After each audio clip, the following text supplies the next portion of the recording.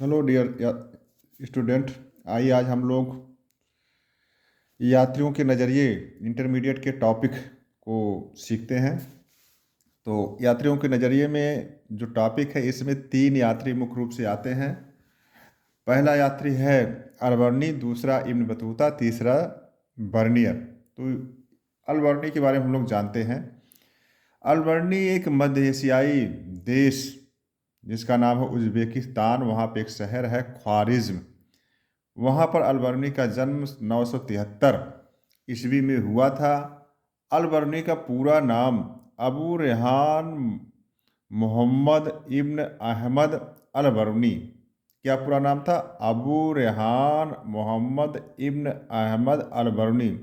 अलबर्नी उपाधि है, बाकी नाम है अबू रेहान मोहम्मद इब्न अहमद। जन्म इनका 973 ईस्वी ख्वारिज़्म उज़्बेकिस्तान में हुआ था। सीरियाई भाषा, हिब्रू भाषा, उज़्बेक भाषा, अरबी भाषा, फारसी भाषा, संस्कृत भाषा सहित अनेकों भाषाओं का जानकार अलबर्नी था। जब मोहम्मद महमूद गजनबी जब महमूद गजनबी ने 1017 ईस्वी में ख्वारिज़्म पर आक्रमण किया, तो महमूद के कैद में अलबर्नी आ गया, लेकिन अलबर्नी की विद्वता देख करके मोहम्मद उसे आज़ाद कर दिया और अपनी सेवा में रख लिया।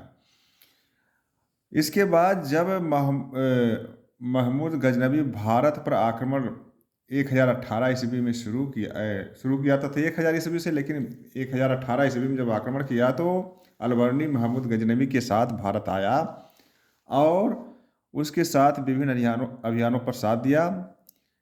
कुछ समय के लिए भारत में अलबर्नी रुका भी और बनारस में रह करके संस्कृत भाषा का अध्ययन किया। अध्ययन करने के बाद वह वेद, पुराण, उपनिषद आदि को जाना सीखा। उसने भारत के धर्म, दर्शन, त्योहार, खगोल, भूगोल, विद्या, रीति रिवाज, प्रथा, सामाजिक जीवन, धार्मिक जीवन, भार माप विधि, कला, कानून आदि में सुसज्जित एक ग्रंथ लिखा जिसका नाम है किताबुल हिंद। किताबुल हिंद अरबी भाषा में लिखा गया था। यह अलबर्नी का यात्रा विवरण है। किताबुल हिंद या तहकीक हिंद भी कहा जाता है। क्या कहा जाता है? किताबुल हिंद को तहकीक हिंद अरबी भाषा में लिखा गया है। इसमें 80 अध्याय है। कितने अध्याय हैं? 80 अध्याय में बटा हुआ है। इसमें अलबर्नी ने भारत की सामाजिक व्यवस्था का बहुत विस्तृत वर्णन किया है। अलबर्नी ने बताया कि भारत का समाज में चातुर्वर्ण व्यवस्था थी। ब्राह्मण सर्वोपरि स्थान पर था, उसके बाद क्षत्रिय, उसके बाद वैश्य और सबसे निचले स्तर पर शूद्र थे। इसके चार वर्णों के अलावा कई अछूत जातियों का भी उल्लेख किया है, जैसे डोम, बड़हातु, चांडाल जैसे अछूत जाति थे जो कि गांव के बाहर निवास करते थे। जो भारत में वर्ण व्यवस्था थी उसमें दो प्रकार के सछूत, अछूत जातियों का उल्लेख अलबर्नी ने किया है। ब्राह्मण का काम उसने बताया विद्या ग्रहण करना, विद्या देना, दान लेना, दान देना आदि काम उसने बताया था। उसने ब्राह्मणों की प्रशंसा करते हुए लिखा है कि ब्राह्मण बहुत विद्वान थे और लेकिन किंतु अभिमानी थे। वे अपने ज्ञान को किसी से चर्चा नहीं करते थे, यहाँ तक कि अपनी स्त्रियों को भी नहीं बताते थे। उन्हें डर था कि उनका ज्ञान प्राप्त करके स्त्रियां ज्ञानवान हो जाएंगी और उन्हें छोड़कर चली जाएंगी। इसी डर से वो अपनी स्त्रियों को शिक्षा नहीं देते थे। भारतीयों के बारे में उसने लिखा, भारतीय बड़े सज्जन, सीधे किंतु स्वाभिमानी थे, अपने देश के प्रति बहुत प्रेम रखते थे और भारतीय सूती वस्त्र को पहनते थे। यहाँ के पेड़ पौधे, वनस्पति, पशु पक्षी, जल, धन धान्य से भरपूर था। धर्म में ब्राह्मण धर्म अर्थात हिंदू धर्म, सनातन धर्म जिसे कहते हैं, बौद्ध धर्म, जैन धर्म आदि के बारे में बताया है कि यहाँ था। अलबर्नी ने यह भी बताया भारत में समाज में शिक्षा पर सती प्रथा और जौहर प्रथा का भी प्रचलन था। तो अल बर्नी ने जो विवरण दिया है भारत के मध्ययुगीन समाज के निर्माण में, समाज के जानने के लिए बहुत ही महत्वपूर्ण स्रोत के रूप में है। इनके द्वारा दी गई जानकारियाँ महमूद गजनवी के समय की भारत की स्थिति को प्रदर्शित करता था। तो आइए हम लोग दूसरे यात्री इब्न बतूता को देखते हैं। इब्न बतूता भारत में 14वीं सदी ईस्वी में भारत आया था, जबकि अल बर्नी कब आया था? वो 11वीं सदी में अल बर्नी आया था। 14वीं सदी में इब्न बतूता आया था।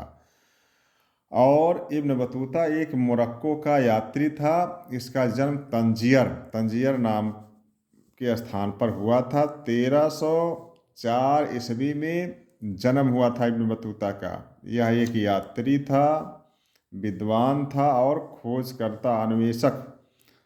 भारत में 1333 से 47 के बीच इब्न बतूता आया। जब आया तो उस समय भारत में सुल्तान मोहम्मद बिन तुगलक का शासन था। सुल्तान ने इब्न बतूता की विद्वता को से प्रभावित होकर के दिल्ली का काजी बना दिया था। इब्न बतूता सुल्तान की इस दया से जो है बड़ा प्रसन्न था। उसकी खूब भूरी प्रशंसा किया। अपने काजी के पद पर सुशोभित होते हुए अच्छे से कार्य किया। उसने जो देखा भारत में या भारत के अलावा जहाँ भी गया, जो देखा जो सुना, उस यात्रा के विवरणों को एक रेहला नाम का एक ग्रंथ लिखा जो अरबी भाषा में है। रेहला नाम का जो ग्रंथ लिखा वो अरबी भाषा में है।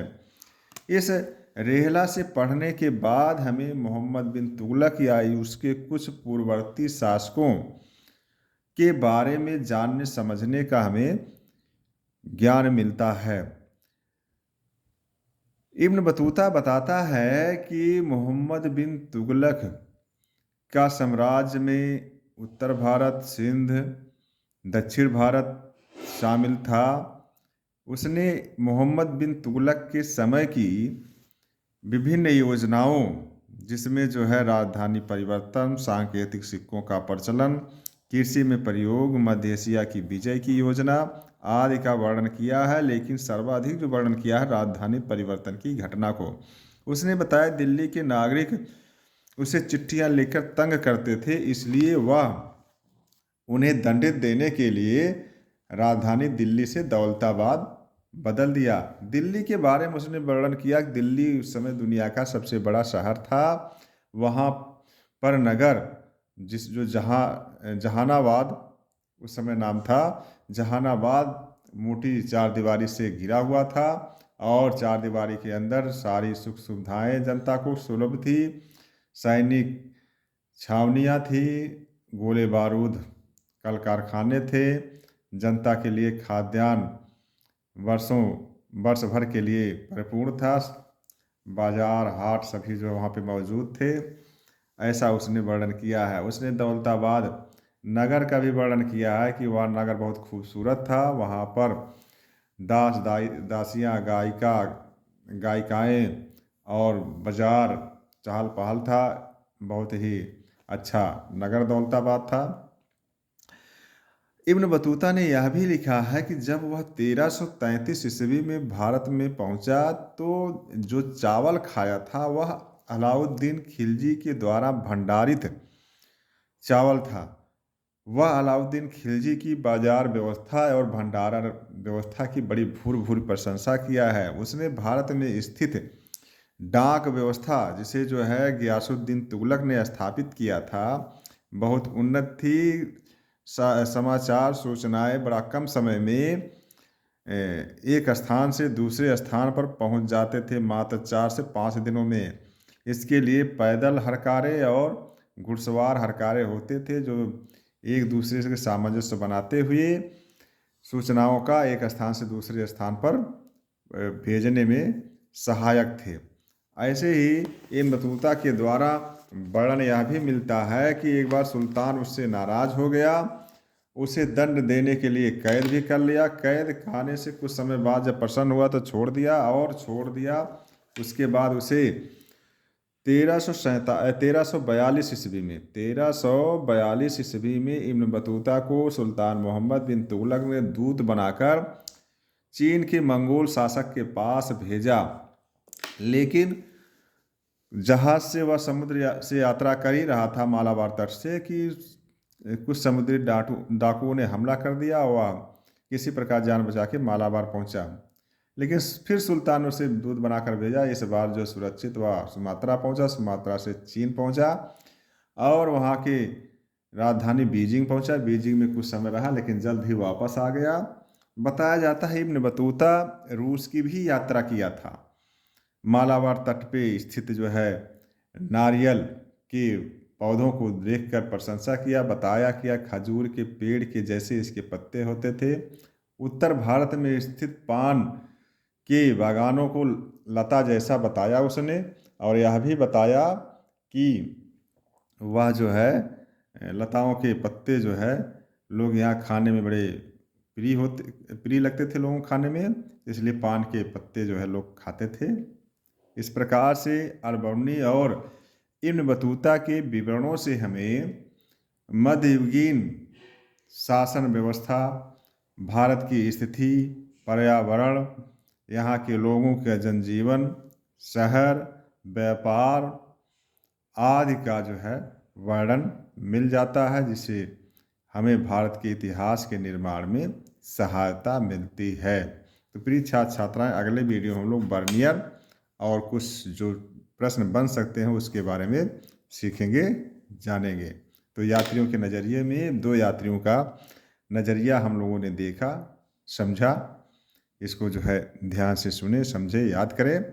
परीक्षा के लिए आपके महत्वपूर्ण है। Best of luck. धन्यवाद।